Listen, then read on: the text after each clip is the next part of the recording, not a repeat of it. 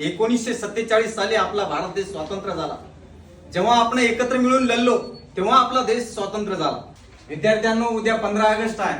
सांगा बरं तुमच्या मते स्वातंत्र्य म्हणजे काय? सर मी सांगते. हा सांग बरं तू. स्वतःचा निर्णय घेण्याचं स्वातंत्र्य. योगेश, तू सांगे. शिक्षण घेण्याचे स्वातंत्र्य. शाबास. बरं आता सांगा, मोठं होऊन तुम्हाला काय काय बनायचं? सर मला सैनिक व्हायचं. सर मला इंजिनियर व्हायचंय, डॉक्टर व्हायचं. मग एवढी उदास का दिसतेस तू? सर डॉक्टर व्हायचं स्वप्न तर खूप मोठं आहे, पण बाबा म्हणतात आपण सामान्य शेतकरी माणसं. काल परीक्षांबद्दल जे काय ऐकायला मिळतं ते पाहिलं की मनात भीती निर्माण होती.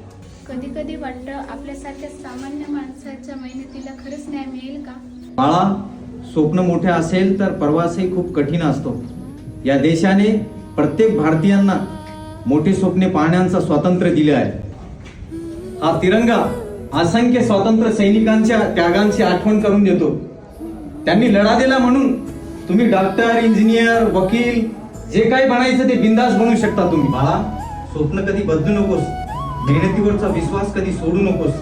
आजचा विद्यार्थी उद्याचा भारत घडवणार आहे. त्या असंख्य स्वातंत्र्य सैनिकांनी निगेटिव्ह विचार केला असता, त्यांनी जर प्रत्येक संकटासमोर हार मानली असती, आपल्याकडून होणार नाही, इंग्रज खूप शक्तिशाली आहेत असा नकारात्मक विचार केला असता, तर आज हा तिरंगा अभिमानाने फडकला असता का?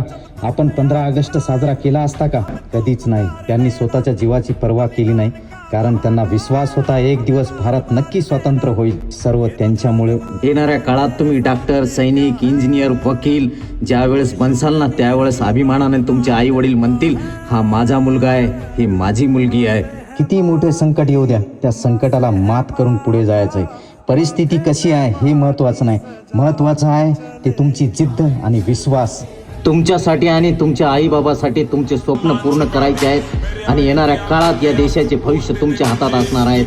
म्हणून खचायचं नाही, थांबायचं नाही, हार मानायची नाही, कारण ज्याच्या डोळ्यात स्वप्न असतात त्याच्या हातात उद्याचा भारत असतो.